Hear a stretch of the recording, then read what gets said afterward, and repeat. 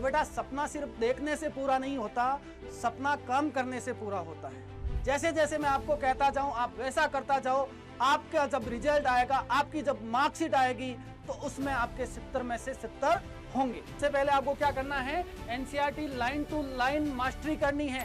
जो बच्चे टॉप करते हैं ना, आप उनको देखते हो ना, या आपके कोई दोस्त टॉप किया होगा तो उसकी खुशी देखो बेटा। आपको क्या करना है, 2016 से लेके 2025 तक के जितने भी PYQ है, एनसीईआरटी पढ़ ली, PYQ सॉल्व कर, ठीक है। और एनसीईआरटी में जो हाईलाइट कर रखे हैं ना वर्ड, वो हाईलाइट वर्ड ज्यादा से ज्यादा पढ़ो, मतलब ब्लैक कलर के ज्यादा बड़े लिख दिए होंगे कुछ वर्ड, उनको पढ़ो बेटा। वहां से सीधे एमसीक्यू टाइप परिभाषाएं बनती है। हेलो बेटा, स्वागत है आपका अड्डा 247 में। मैं आपका बाबा सर आज आपके लिए एक स्ट्रेटेजी लेके आया हूं जिसका नाम है आपके बायोलॉजी बाबा की सीक्रेट स्ट्रेटेजी। इसमें अपन बेटा क्या जानने वाले हैं कि अगर आप बोर्ड स्टूडेंट हैं तो बोर्ड में आप 70 में से 70 कैसे लाएं। बहुत सारे बच्चों का सपना होगा कि सर मेरे 70 में से 70 आए और मैं बोर्ड में टॉप करूं। तो बेटा सपना सिर्फ देखने से पूरा नहीं होता, सपना काम करने से पूरा होता है। और वो काम आपको खुद को करना पड़ेगा, मेरे को करना पड़ेगा और मेरे साथ साथ आपको भी करना पड़ेगा, ठीक है। कैसे कर सकते हो वो काम, मैं आपको गाइड करूंगा। आपको वो करना पड़ेगा, उसी रास्ते पे चलना पड़ेगा। अगर आप अपना अच्छा रास्ता है तो आप अपने रास्ते पे चलिए, लेकिन अगर आपका अच्छा रास्ता नहीं है तो आप मेरे रास्ते पे चलिए। जैसे जैसे मैं आपको कहता जाऊं, जैसे जैसे मैं आपको कहता जाऊं आप वैसा करता जाओ। आपका जब रिजल्ट आएगा, आपकी जब मार्कशीट आएगी तो उसमें आपके 70 में से 70 होंगे। जो आप लिख के आओगे, आप जो लिख के आओगे उसका मार्क्स होगा। वो जो मार्क्स मिलेंगे आपको पूरे मिलने चाहिए। कैसे लिखोगे आप, वो लिखने वाला आपके माइंड में कैसा आएगा, आप वो डायग्राम कैसे बनाओगे, वो सारी स्ट्रेटेजी में आपके साथ लेके आया हूं, ठीक है बेटा। तो चलिए आपके 70 में से 70 कैसे आए, उस स्ट्रेटेजी को अपना नाम क्या देंगे आप, बायोलॉजी बाबा की सीक्रेट स्ट्रेटेजी। तो उसमें बेटा क्या करेंगे सब कि आप पहला स्टेप होगा उसमें कि आप एनसीईआरटी की लाइन टू लाइन आप पढ़िए। वो आप कैसे पढ़ोगे लाइन टू लाइन, आप खुद से तो नहीं पढ़ सकते क्योंकि एनसीईआरटी की बेटा लाइन टू लाइन इतनी डिफिकल्ट है, जैसे आप बिल्कुल नहीं पढ़ सकते। जैसे आप और लैंग्वेज पढ़ रहे हो आपको ऐसा लगेगा। तो बेटा आपको उसके लिए हम गाइड करेंगे, आप टेंशन मत लो। मैं आपकी डेली क्लासें लूंगा, उन क्लासों में मैं आपको जो नोट्स पढ़ा रहा हूं, जो आपको मैं नोट्स लिखवा रहा हूं, आपको जो क्लास ले रहा हूं, पढ़ा रहा हूं, आप उसको पढ़ो पहले। और वो पढ़ने के बाद जब आप एनसीईआरटी पढ़ोगे, एनसीईआरटी की लाइन टू लाइन पढ़ोगे तो आपको वो चीजें समझ में आएगी, ठीक है। तो आप वैसे करते जाओ। सबसे पहले आपको क्या करना है, NCERT line to line mastery करनी है।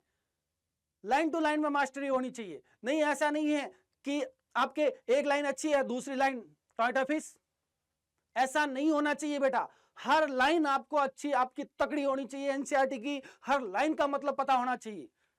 एनसीईआरटी को आप मां मान लो, गीता मान लो, और जब मां मानोगे, गीता मानोगे, अच्छे से पढ़ोगे, तभी आपका उसका रिजल्ट दिखेगा बेटा, तभी वो आपका रिजल्ट आएगा।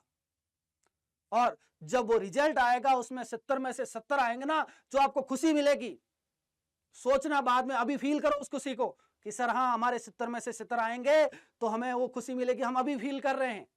तभी बेटा आप मेहनत कर पाओगे। और अगर अभी आप फील नहीं कर पा रहे हो तो आप वो मेहनत नहीं कर पाओगे बेटा। तो आपको वो खुशी फील करनी है, आपको वो ड्रीम देखने हैं 70 में से 70 वाले। मैं ऐसा नहीं कह रहा हूं कि मैं आपको बायोलॉजी पढ़ा रहा हूं तो बायोलॉजी के बारे में कह रहा हूं, ठीक है। आप ऐसा केमिस्ट्री में भी कर सकते हो, फिजिक्स में भी कर सकते हो। और फिजिक्स में एमडीएस सर आपको बता ही रहे हैं, ठीक है, पढ़ा ही रहे हैं, बहुत अच्छा पढ़ाते हैं बेटा, बहुत अच्छा सर पढ़ाते हैं। तो आप उनका भी वो देखिए, NCERT line to line, chemistry ma'am का भी देखिए, बायोलॉजी का भी देखिए। लेकिन अगर मैं बायोलॉजी पढ़ा रहा हूं तो अब आप एनसीईआरटी की लाइन टू लाइन कैसे पढ़ोगे, मैंने अभी आपको बताया कि आपको पहले सबसे पहले नोट्स पढ़ना है और उसके बाद एनसीईआरटी की लाइनें पढ़नी है, और उससे रिलेटेड मैं आपको जो डीपीपी या क्वेश्चन दूंगा उनको सॉल्व करना है, ठीक है बेटा। ये तो हो गया आपका पहला स्टेप। अब यहां लिख लो आप कि एनसीईआरटी क्या है बेटा, मां है,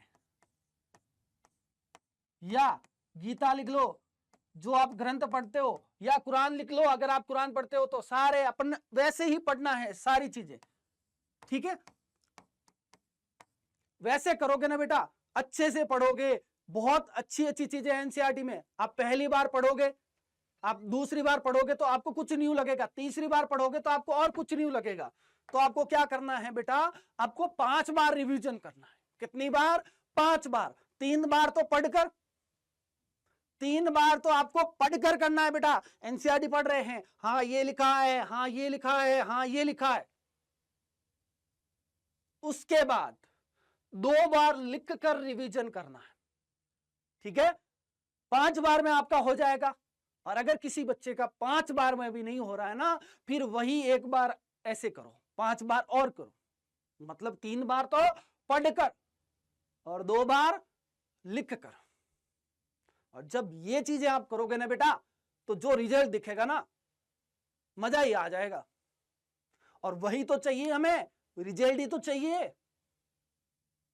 और रिजल्ट इतना शानदार आएगा ना बेटा, इतनी खुशी होगी ना आपको कि सोच नहीं सकते।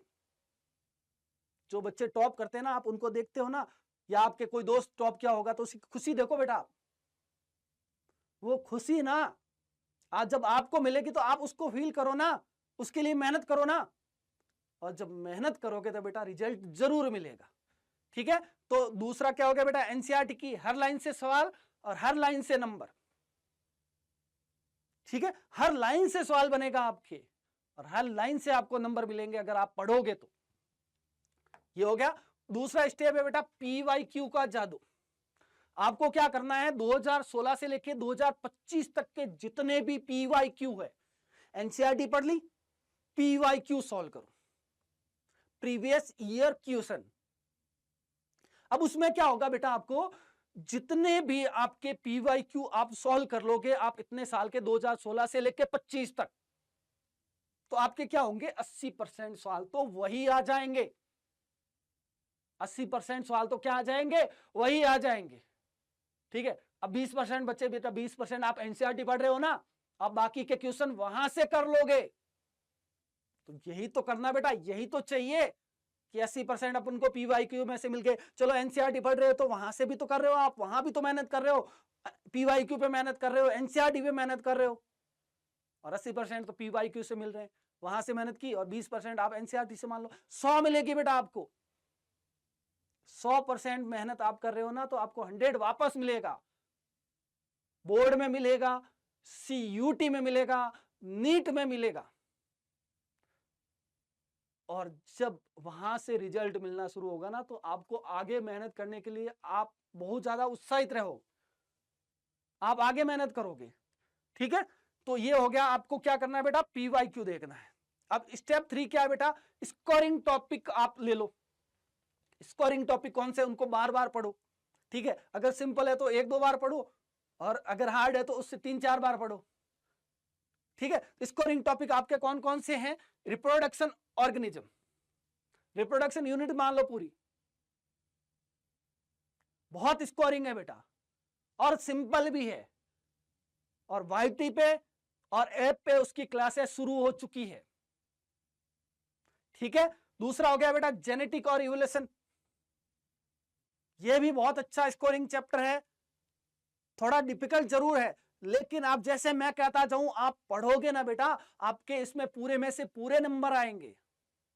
और वही तो चाहिए, पूरे में से तो पूरे चाहिए अपन को, ठीक है। और तीसरा बेटा माइक्रोब्स इन ह्यूमन वेलफेयर, ये रटने वाला चैप्टर है, ठीक है। कैसे रटना है वो मैं रटाऊंगा आपको, आपको टेंशन लेने की जरूरत नहीं है। जैसे जैसे कहता जाऊं ना बेटा, वैसे वैसे करते जाओ, इसमें से आपके एमसीक्यू टाइप क्वेश्चन बनेंगे, ऑब्जेक्टिव टाइप।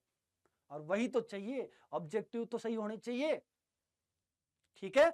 अच्छा, ये हो गए। अब हर टॉपिक से आप शॉर्ट नोट्स बना लो, छोटे छोटे, एक पेज पे, जैसे चैप्टर हुआ 20 पेज में, तो आप उसको 2 पेज में कन्वर्ट कर लो, और 2 पेज में कन्वर्ट कर लोगे आप, तो आपके शॉर्ट नोट्स हो गए। बार बार उन्हीं को पढ़ो, और बार बार उन्हीं को पढ़ोगे तो वो तो आपके पूरे एकदम बार बार रिकॉल करोगे तो पूरे आपके माइंड में सेट हो जाएंगे। और माइंड में सेट हो गए तो फिर मजे ही मजे, क्वेश्चन सही होते जाएंगे। और जैसे जैसे क्वेश्चन सही होते हैं ना बेटा, मन को बहुत खुशी मिलती है। हाँ मेरा ये भी सही, मेरा ये भी सही, मेरा ये भी सही, बहुत खुशी मिलती है और मेहनत करने की प्रेरणा मिलती है कि हाँ यार मैंने मेहनत की है और मेरे को ये रिजल्ट मिल रहा है तो मैं और ज्यादा मेहनत करूंगा और ज्यादा मेहनत करके और ज्यादा अच्छा रिजल्ट लाऊंगा। ठीक है, तो ये हो गया बेटा आपके हेड शॉट। और 10-10 कोई आपके मोस्ट अच्छे क्वेश्चन हो एमसीक्यू टाइप के वो लिख लो कि हाँ इस क्वेश्चन से ये top 10 most MCQ type question है, इसको आप बना लो, खुद बना लो। ठीक है, और एनसीईआरटी में जो हाईलाइट कर रखे ना वर्ड, वो हाईलाइट वर्ड ज्यादा से ज्यादा पढ़ो। मतलब ब्लैक कलर के ज्यादा बड़े लिख दिए होंगे कुछ वर्ड, उनको पढ़ो बेटा। वहां से सीधे एमसीक्यू टाइप परिभाषाएं बनती है और सीधे एग्जाम में आती है, खाली जगह भी वहां से बनती है। ठीक है, चलो उसके बाद है डायग्राम वाला। स्टेप 4 है बेटा डायग्राम। फ्री के नंबर है आपके। ठीक है, डायग्राम बनाओ। डायग्राम क्या करो, बनाओ, बार बार डायग्राम बनाओ, बार बार 3-4 बार हाथ से बनाओ। और 3-4 बार हाथ से बनाओगे ना बेटा, प्रैक्टिस हो जाएगी आपकी बहुत अच्छी। और प्रैक्टिस हो जाएगी तो डायग्राम ऐसे बनेंगे ना आपके। कलर बहुत यूज करो डायग्राम में, 3-4 कलर यूज करो, एक कलर से मत बनाओ। ठीक है, और ज्यादा यूज कर सकते हो, पहली दूसरी बार में सही नहीं बनेगा। ठीक है, तो डायग्राम बनाओ, बार बार बनाओ। किसी का भी चैप्टर में, जैसे 12th के चैप्टर में आपके कोई भी डायग्राम हो, जैसे रिप्रोडक्शन इन फ्लोरिंग प्लांट में हो, पुंकेसर का डायग्राम है या लघु बीजाणु धानी का डायग्राम है, उसको बार बार 3-4 बार बनाओ तो आपको डायग्राम से याद हो जाएगी चीजें। फ्लो चार्ट बनाना सीखो, शॉर्ट नोट्स बनाना सीखो। एक चैप्टर के बनाओगे ना, और जब वो चैप्टर याद होगा तो आपका दूसरा चैप्टर का बनाने का मन ही करेगा। अब आप पढ़े नहीं पहला चैप्टर, ठीक है, पहला चैप्टर आप पढ़े नहीं हो, और पढ़े नहीं हो तो पहले चैप्टर का टेस्ट हुआ, अच्छे नंबर नहीं आए तो यार अच्छे नंबर नहीं, दूसरा भी पढ़ने का मन नहीं करेगा। लेकिन पहला चैप्टर आप जबरदस्त तरीके से पढ़े हो, जैसे जैसे मैंने कहा वैसा पढ़ा है, डायग्राम हाथ से बनाए हैं, एनसीईआरटी को 3 बार लिख के पढ़ के पढ़ा है, 2 बार लिख के पढ़ा है, नोट्स पढ़े हैं, पहले नोट्स पढ़े हैं, फिर एनसीईआरटी पढ़ी है, लेक्चर देखा है, और ये सारी चीजें हो जाएगी ना आपकी बेटा, तो उस दिन इतना मजा आएगा ना पूछो ही मत। आप एक बार करके तो देखो, मेरे कहने पे करके देखो, फिर आप अपने आप करोगे। ठीक है, चलो ये हो गया, डायग्राम को बनाओ आप। अब क्या है बेटा, अब मैं आपको बना रहा हूं, आप 7 दिन की स्ट्रेटेजी। अगर आपका कोई चैप्टर कंप्लीट हो गया तो आप 7 दिन की स्ट्रेटेजी बनाओ उस चैप्टर को लेके। क्या करना है 7 दिन में कि आपके जो 4 बड़े चैप्टर ले लो और डायग्राम ले लो। ठीक है, 1 से 4 दिन तक उनको आप पढ़ो। सिलेबस कंप्लीट होने के बाद क्या करो, 4 बड़े चैप्टर ले लो और उनको आप पढ़ो बाहर बाहर 4 दिन तक, 1 से 4 दिन तक रेगुलर क्या करो, पढ़ो। 4 बिग चैप्टर और उनके डायग्राम पढ़ो। ठीक है, कोई भी छोटा भी ले सकते हो, बड़ा भी ले सकते हो। ठीक है, उनको 4 दिन तक रेगुलर पढ़ो सिलेबस होने के बाद। ठीक है सर, पढ़ लिया, उसके बाद उनके बेटा पीवाईक्यू करो। और पीवाईक्यू करो तो पीवाईक्यू से क्या होगा बेटा, प्रैक्टिस से आपके क्या होगा, वो क्वेश्चन होंगे उसके, क्योंकि आपने पढ़ा है 4 दिन तक, डायग्राम बनाए बहुत अच्छे। ठीक है, अब उनके पीवाईक्यू करो और शॉर्ट नोट्स तैयार पहले भी कर रखे हैं आपने, उनके शॉर्ट नोट्स पढ़ो, बार बार पढ़ो, बार बार पढ़ो। वो पढ़ने से क्या होगा, आपके माइंड में सेट है बेटा। शॉर्ट नोट से क्या हो जाएगा, आप जहां जा रहे हो, ब्रश करने जा रहे हो, वहां लगा दिया सामने शॉर्ट नोट्स, याद नहीं हो रहे हैं वो सारी चीजें। ठीक है, तो आप ये चीजें करते जाओ।